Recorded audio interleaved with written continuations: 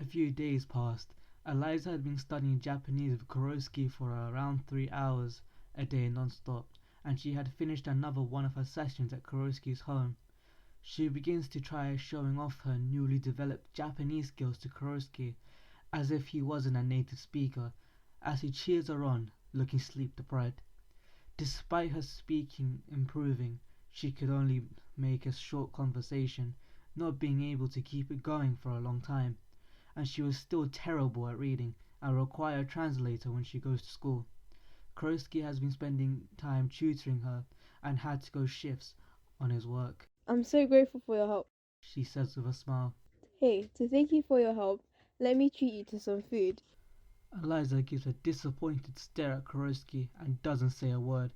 Kuroski begins to look panicked, as if what he said was wrong. They both prepare themselves to leave. As Eliza opens the door and takes one step outside, a gush of wind hits Eliza.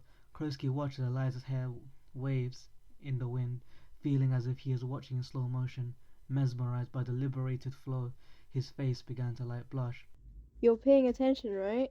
Says Eliza, flicking Kuroski's forehead trying to get his attention. Huh? Of course I was.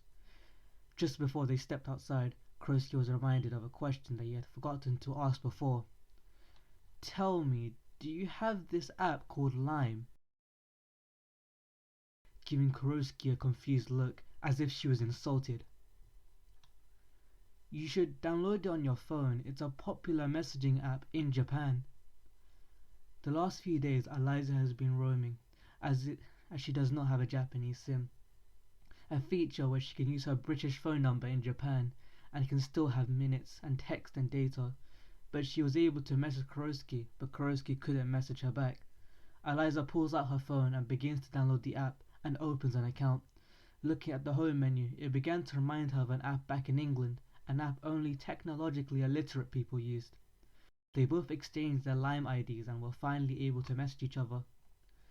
The two stand outside their apartment, completely clueless about where to go. Eliza tries to check on her phone for any good places, but Google Maps wasn't working, as she was lacking a signal connection. I know a good ramen spot I used to love to go to, says Kuroski, attempting to break the awkward silence between them. We could go there if you're willing to try it. Eliza begins to hesitantly nod, ecstatic at the idea of ramen as she never tried it before. Go on then, lead the way. The two arrive at the ramen store, and Eliza begins to admire the architecture of the building. The traditional Japanese design piqued her interest as everything in Japan is something new for her. They both enter the building side by side with each other, just before fitting through the automatic sliding doors. The aroma of fresh ramen hits Eliza like never before, as she begins to get excited about the food. Kurosaki! Long time no see! A mysterious man calls out as he begins to gently wave at Kuroski, with him waving back. It was an old-looking man, in his late 50s, being fairly short, but Eliza was just about taller. He was wearing a long white apron and a hat. Eliza quickly realizes that he could be a worker at the restaurant. The ramen guy begins to walk up to the two and begins to talk with Kuroski. Eliza stands there stunned about what to do, as she didn't understand what they were saying. After coming close enough, the ramen guy begins to squint his eyes, realizing there's an unfamiliar face next to Kuroski. He swiftly goes to Kuroski's ear and whispers a question. So this girl next to you, could she possibly be your girlfriend? He whispers into his ears, making sure Eliza doesn't hear it. Could this be a date? Kuroski's face becomes a living tomato and denies all the things he asks. The ramen guy gives a light-hearted giggle, not understanding the current situation. The ramen guy eventually realizes the confusion on Eliza's face. Hello there, my name is Satoshi. Welcome to my ramen store. He says, giving out his palm for a handshake, but receiving a blank stare in return. Satoshi begins to give a blank look in return. Kuroski quickly whispers into his ears, "Just repeat what you said in English. Her Japanese isn't that great." Satoshi, in complete confusion, decided to comply with Kuroski. He begins to repeat it all in English, and Eliza's facial expression quickly changes from confusion to excitement. It's nice to meet you, Satoshi.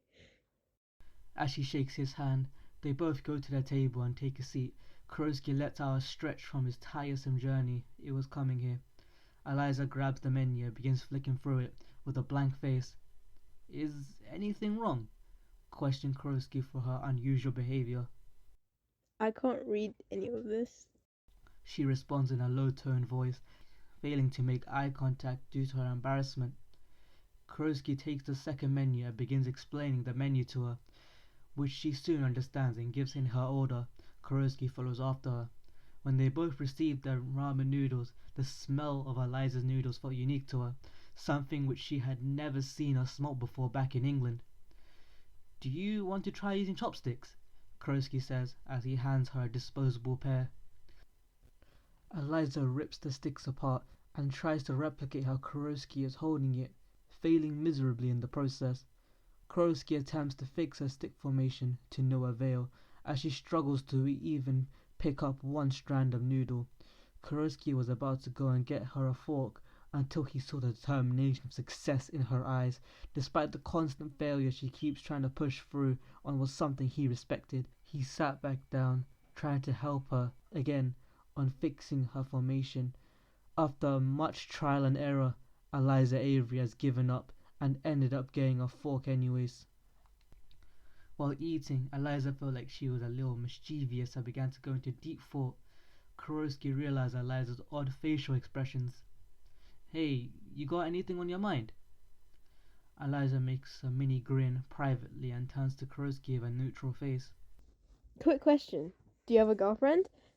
Hearing those words almost began a war in Kurosaki's head, but with his persistence and willpower, he was able to keep his cool and keep a neutral face. No, I'm single, he says casually, not falling for her obvious attempts to toy with him. Eliza turns around, making sure Kurosaki couldn't see her, and was half happy, half disappointed. She was happy that she was finally able to ask, but was disappointed that she couldn't make him flustered by her question. They both look at each other and make a non-verbal agreement to never talk about this again. 15 minutes pass and they both have finished their foods, but the tension in the room begins to increase as they both give menacing stares to each other on who pays the bill. Kurosaki believes he should cover his bill, as it would be impolite to ask someone else to cover his. Eliza, on the other hand, sees it as perfectly normal to want to cover someone else's bill as a thank you for their help. Just before they both prepare their battle weapons, their wallets, they both feel a hand on their shoulders.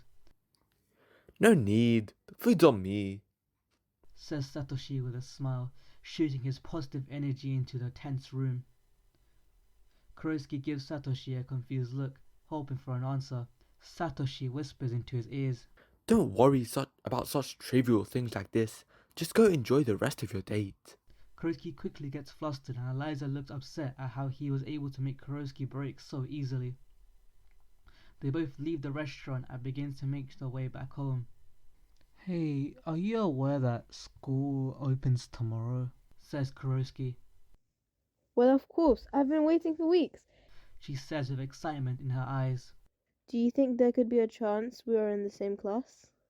Well, there is always a chance, but I can't be certain. They eventually arrive at their apartment and part ways to their doors. Both have their fingers crossed on the class assignment result.